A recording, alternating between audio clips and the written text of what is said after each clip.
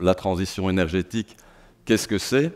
D'une part, c'est consommer plus intelligemment, plus rationnellement, économiser l'énergie. Et d'autre part, en parallèle, c'est développer une production 100% renouvelable. On estime à ce stade que le coût de l'inaction, il est 5 fois plus important que le coût de l'action. Et on veut démontrer aujourd'hui que si elle est bien préparée, cette transition, c'est aussi, elle est bénéfique pour le climat bien évidemment, mais aussi pour les entreprises, pour les citoyennes et les citoyens, y compris les plus précaires. Et on verra aussi que ce coût, c'est en fait un investissement. Il est rentable à court terme, à la fois sur les économies en termes de carburants fossiles. On ne dépensera plus des dizaines de milliards par an pour importer des carburants fossiles avec tous les désavantages qu'ils présentent, et puis avec aussi une rentabilité assurée indirectement sur la qualité de vie, la qualité de l'air, la santé, la sécurité sociale, et énormément de bienfaits de ce type-là. Tandis que le coût humain, mais aussi financier et économique, mais surtout le coût humain de l'inaction, on le voit déjà aujourd'hui, le coût des catastrophes climatiques, il est énorme. On l'a vécu dans notre chair, ici dans le bassin liégeois, avec les inondations de 2021. Étienne Vendy fait partie des intervenants aujourd'hui, président de CPS à Traux, une commune qui a été complètement ravagée par les inondations. On le voit malheureusement encore aujourd'hui en Libye. Et alors la transition, c'est aussi un changement fondamental dans nos modes de vie. On va devoir revoir fondamentalement nos modes de vie, la façon dont on produit, la façon dont on consomme, la façon dont on se déplace.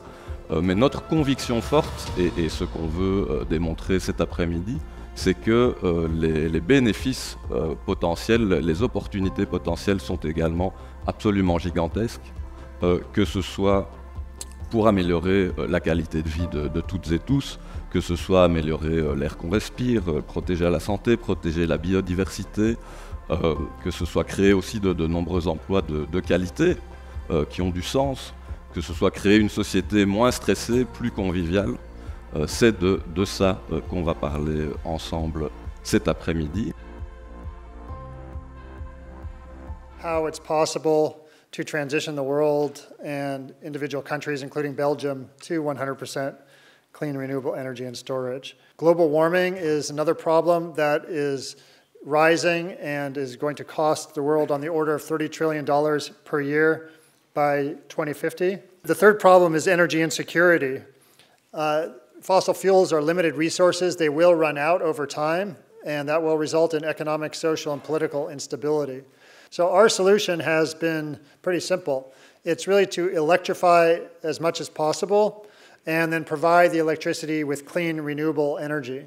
The electricity in all these cases would come from just wind, water, and solar. Of course, the wind does not always blow, the sun doesn't always shine, and for that we need storage. But there's really 4 types of storage. There's electricity storage, heat storage, cold storage, and hydrogen storage. Can we keep the grid stable? And so we did analyses throughout the world, not only in 145 countries, we did like groups of countries in individual grid regions, and this shows Europe, showing keeping the grid stable every 30 seconds for 3 years with just 100% renewable wind, water, and solar, and using storage, the storage technologies I mentioned, and using what's called demand response, where utilities give people incentives to shift the time of their electricity use just by like having different rates for different times of the day. We find that we can keep the grid stable continuously. We even did a plan for Belgium in isolation, where it wasn't interconnected to the rest of Europe, and we found that we can keep the grid stable every 30 seconds in Belgium as well, with just wind, water, and solar. With respect to hydrogen, probably heard a lot about it. There are good and bad uses of hydrogen and good and bad sources. So the only use of hydrogen that we propose going forward is green hydrogen, the only production of hydrogen would be green hydrogen, which is hydrogen produced from electricity from clean renewable sources such as wind, water, and solar. But in terms of the use of hydrogen, good uses of hydrogen are ammonia production, steel production, and long-distance transport, and also some electricity storage. That's always the best thing to do, is to use renewable energy to eliminate a fossil source. Anything else is an opportunity cost. In addition, carbon capture equipment is not that efficient. I want to talk about individual buildings, how we can transition buildings by electrifying them, putting solar on rooftops, batteries in the garage. Heat pumps, they move energy rather than create or destroy it. So because they move energy, they can become more efficient. So they use 1/4 the energy as natural gas for heating. Electric induction, which is very efficient. It uses 40% of the energy as natural gas for cooking, and it boils water in half the time as natural gas. Now I want to talk about transitioning the entire world. Can you transition the world to 100% clean renewable energy and storage for all purposes? So we looked at 145 countries that represent 99.7% of all world emissions. The end-use demand for energy in all these countries in 2018 was about 13.1 trillion watts, or terawatts, or demand for power. That's a power unit. In 2050, that demand is expected to increase to about 20.4 terawatts in a business-as-usual case. But upon electrifying everything and providing the electricity with just wind, water, and solar, something interesting happens. The demand for energy goes down about 56% for 5 reasons. One is the efficiency of battery electric and hydrogen fuel cell vehicles over internal combustion engine vehicles. That's about 20.5% reduction of demand. 4.3% is due to the efficiency of electrified industry. About 13.6% due to the efficiency of electric heat pumps over combustion heating. And 11.3% due to eliminating the energy needed to mine, transport, and refine fossil fuels and uranium, because that's how much energy today is used for these processes, and we don't need that because wind comes right to the turbine, solar comes right to the panel. And then finally, 6.6% due to energy efficiency improvements beyond business as usual. That adds up to 56% reduction of demand without changing your habits. So first point is that, yeah, we can transition, and you can be just as comfortable or more comfortable than before, but more healthy, longer life, and have a healthier climate as well. If people actually do reduce energy use, then it just makes the transition easier. So we support that as well, obviously. The conclusion was, yes, it's technically and economically possible to transition by 2030. For social and political reasons, a transition by 2050 is more likely. There are actually 14 countries in the world with annual electricity generation between 90 and 100% wind, water, and solar already.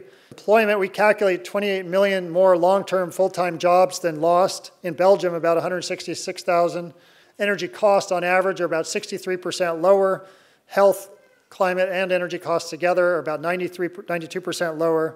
But we have 95% of what we need. And so first of all, we don't need nuclear. We have plenty of wind and plenty of solar to power the world. We need to solve 80% of the climate and pollution problems we face by 2030. That's almost 6 years from now. And if you have a technology that takes at least 15 or more likely 17 to 20 years from plan to operation, it's not helpful for solving the problem. You have about 9 to 37 times the carbon dioxide equivalent emissions compared with wind. So nuclear is not carbon-free. Les solutions pour combattre le dérèglement climatique existent. Et toutes ces solutions coûtent moins cher. Alors pourquoi attendre ? Les énergies renouvelables sont la clé pour remplacer le pétrole, le gaz et le charbon, et lutter contre le dérèglement climatique. So yeah, we can transition everything. We have examples of most all the technologies we need already. Pour Ecolo, la priorité est de développer massivement ces énergies renouvelables, dès aujourd'hui, sans attendre, parce que les solutions existent.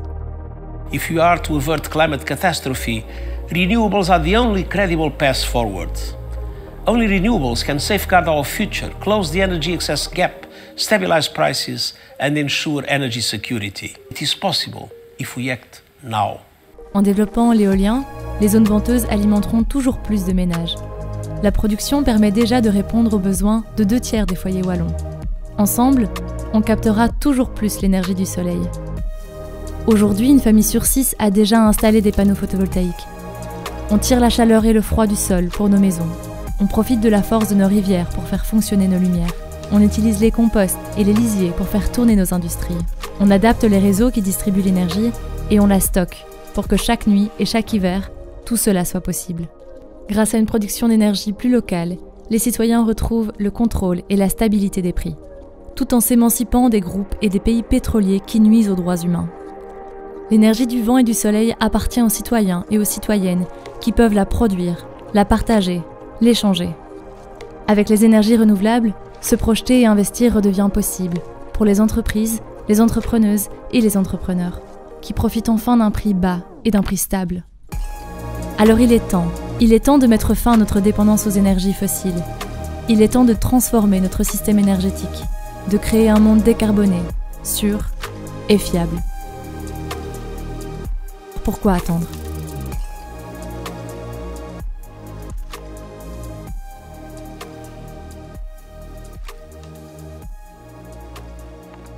Mais évidemment, la première mission, selon nous, est de gérer la quantité d'énergie renouvelable qu'il nous faut pour le futur et donc aussi travailler sur l'économie, sur la sobriété et sur la réduction des pertes d'énergie à tout niveau des processus. Et de cette manière-là, inventer une nouvelle vision du monde, une nouvelle production, une nouvelle façon d'appréhender l'énergie, mais d'abord en pensant sobriété, réduction des gaspillages, de manière à pouvoir justement inventer d'autres modes de production et avoir cette contrainte-là qui entre dans les discussions de l'évolution du monde, de manière aussi à pouvoir partager l'économie pour tout le monde. On consomme 480 TWh d'énergie, dont 80 d'électricité, et sur les 20 et les 80 d'électricité, on a environ 30% aujourd'hui qui arrivent renouvelables. Donc si on fait ça en grand résumé, on a 7% de notre énergie, 6-7% de notre énergie qui est renouvelable, j'y ajoute un peu de biomasse, quoi. Donc si je fais mon papa maintenant, c'est pas un bon bulletin quand on s'attend à rentrer avec 100%. Donc il y a vraiment un boulot gigantesque en fait à faire, et sur la consommation. Nous, on a une idée très concrète qui pourrait paraître farfelue, mais vu tout ce que l'homme peut faire, je pense que c'est assez raisonnable malgré tout. L'idée, c'est d'équiper tous les parkings, en fait, de canopées photovoltaïques, et donc, en fait, principalement mettre du grand solaire photovoltaïque, mais sur des sites déjà artificialisés. Donc, c'est des parkings, ça paraît assez évident, puisqu'il y a la consommation en dessous, on peut mettre des bornes pour les véhicules électriques, etc. Mais pourquoi pas aussi aller sur des espaces comme les autoroutes. Ça peut aussi avoir plein d'avantages intéressants. Et donc, comme on met des canopées comme ça, l'idée, évidemment, c'est de se dire, tiens, mais on n'en profiterait pas pour récupérer l'eau de pluie. Comme ça, elle n'est pas souillée par le dessous. Donc, on sait directement l'utiliser à autre chose, ou, comme certains plans le font, dont je pense à un projet de l'ULG ici, à certains endroits, essayer de réalimenter les nappes phréatiques de manière active. Comment faire pour vraiment pouvoir implanter plus de renouvelables ? Ça, pour moi, c'est une question qui reste centrale. Un point que j'aimerais bien qu'il soit fait, mais je ne sais absolument pas comment le réaliser, je vous le dis tout de suite, c'est de parvenir à lutter contre la désinformation qui sévit sur les réseaux sociaux contre le renouvelable, et notamment prioritairement contre l'éolien. Parce que qu'on aime ou qu'on n'aime pas l'éolien, c'est quand même la technologie qui va le plus contribuer au renouvelable, celle qui consomme le moins de place, d'espace. C'est celle qui est probablement la plus mature aussi, même si le photovoltaïque la rattrape bien. C'est celle qui est la plus performante économiquement. Mais tous les développeurs, il y en a d'autres dans la salle que je salue, qu'ils soient industriels ou citoyens ou publics, sont confrontés au même problème, ce problème des contestations complètement stériles qui sont souvent basées sur des arguments populistes et totalement faux. C'est peut-être par là qu'il va falloir commencer à travailler aussi sur justement cette notion de participation des citoyens à un certain nombre de processus, tant en aménagement du territoire qu'en biodiversité, qu'en énergie, de manière à redonner confiance dans un processus un peu plus de planification ou de gestion globale de ce genre de grands débats. Quand on est rentré dans cette majorité à Grasse-Logne, on a travaillé sur un audit énergétique au niveau des bâtiments communaux, et tout de suite on a pu cibler les bâtiments les plus énergivores. On a travaillé également avec Renowatt. Renowatt nous a permis de cibler les bâtiments qu'on devait faire dans l'urgence.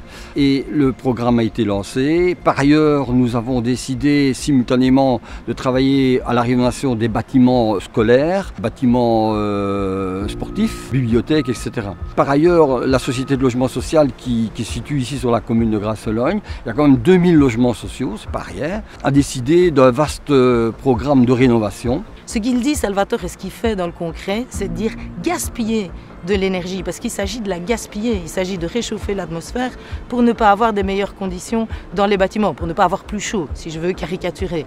Et il dit ce gaspillage n'a aucun sens. Et malheureusement, l'énergie qu'on gaspille, on la paye aussi.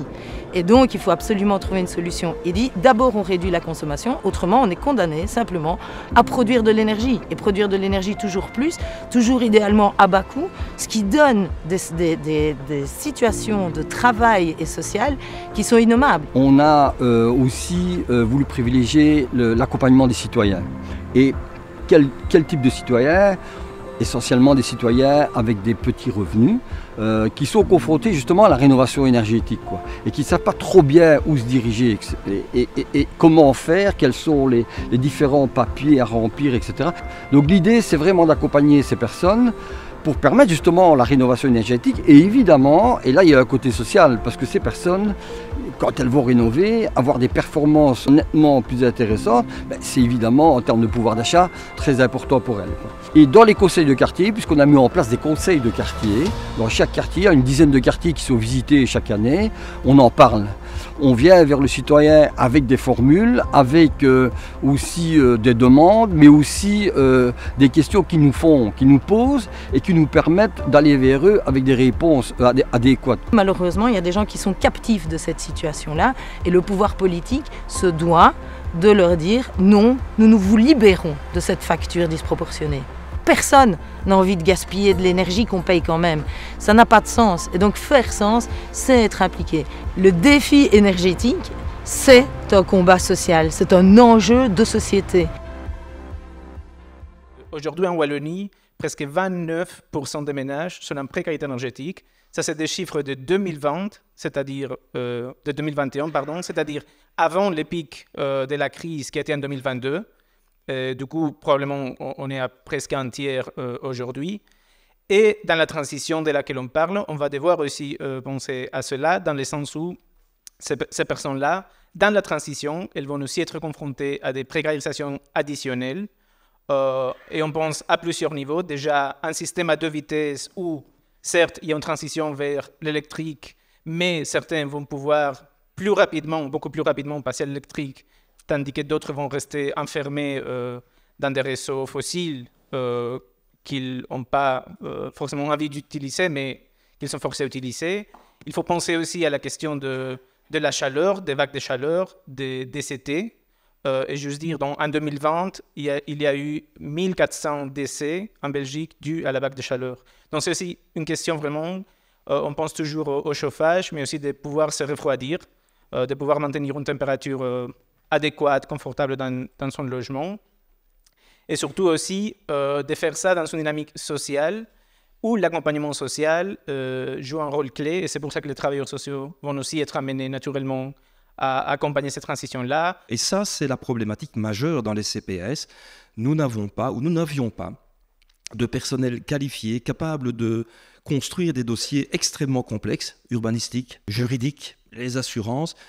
Et ça, c'est quelque chose qu'on a quand même pu construire. Alors, je voudrais juste dire, parce que c'est une note d'espoir, on ne peut pas dire, en tout cas dans ma commune et dans mon CPS, on ne peut pas dire que nous n'ayons pas été aidés par la région wallonne. On ne peut pas dire ça. Nous avons reçu des fonds importants, et notamment, je ne citerai pas son nom, mais enfin, d'un ministre de l'énergie wallon. Nous avons reçu quand même pas mal d'aides venant de divers horizons. Ce qui était compliqué, c'était de structurer ces aides. C'est de les structurer et de les orienter vers les personnes les plus en difficulté.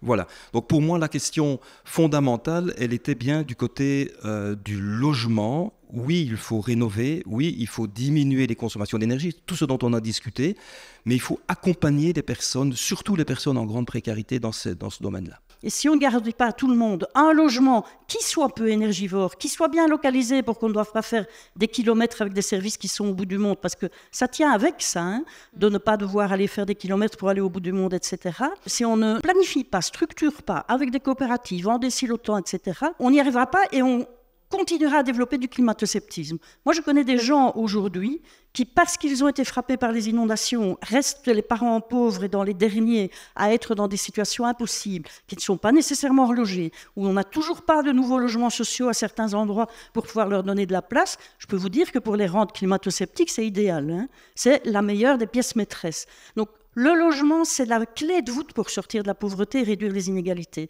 Le logement, face à l'enjeu de transition énergétique, c'est la clé de voûte évidemment aussi. Donc nous, on y tient très très fort.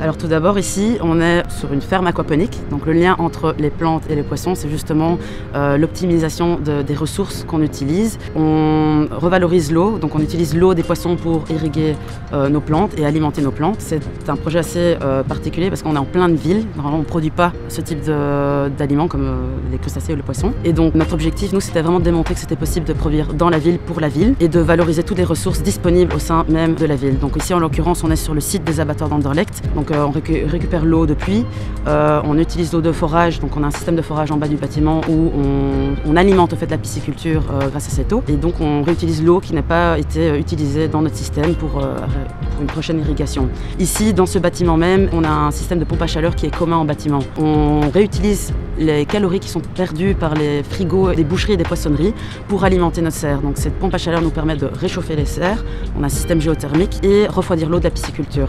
Donc c'est vraiment une optimisation de l'énergie. Ici, on consomme majoritairement de l'électricité, parce que comme on a beaucoup de systèmes automatisés, on a besoin de cette ressource. Donc sur le site des abattoirs d'Anderlecht, il faut savoir qu'en fait cette zone est la zone où il y a le plus de panneaux solaires dans toute la région de Bruxelles-Capitale. Donc nous, on a des panneaux solaires mais qui ne nous appartiennent pas. On achète cette électricité aux abattoirs d'Anderlecht. Il y a une certaine partage d'énergie. On utilise 25% de cette électricité qui est produite au sein même des abattoirs pour alimenter nos systèmes. Il y a un tiers de cette électricité qui est utilisée sur tout le site des abattoirs et ce qui n'a pas été consommé sur le site des abattoirs est réinjecté dans le réseau électrique de la ville. Donc il y a un partage en fait, des énergies entre tous les acteurs au sein même du site et aussi dans la commune d'Anderlecht. Sur le site même des abattoirs, au total, il y a 5000 panneaux solaires. À l'avenir, ils souhaiteraient en installer plus. Ils ont un projet de rénover le site même pour le rendre beaucoup plus durable. Pour le moment, il y a 5000 panneaux solaires. Dans les projets futurs, il se pourrait qu'il y ait 3000 panneaux solaires additionnels. Alors à ma connaissance, pour le moment, nous n'avons jamais eu de problème de blackout électrique. On a un objectif évidemment financier, donc l'énergie électrique à ma connaissance est un peu moins chère que le gaz actuellement. Mais c'est vraiment de base, l'idée du projet des fermes aquaponiques de Big, c'était de réutiliser uniquement l'énergie verte, donc en l'occurrence l'énergie électrique.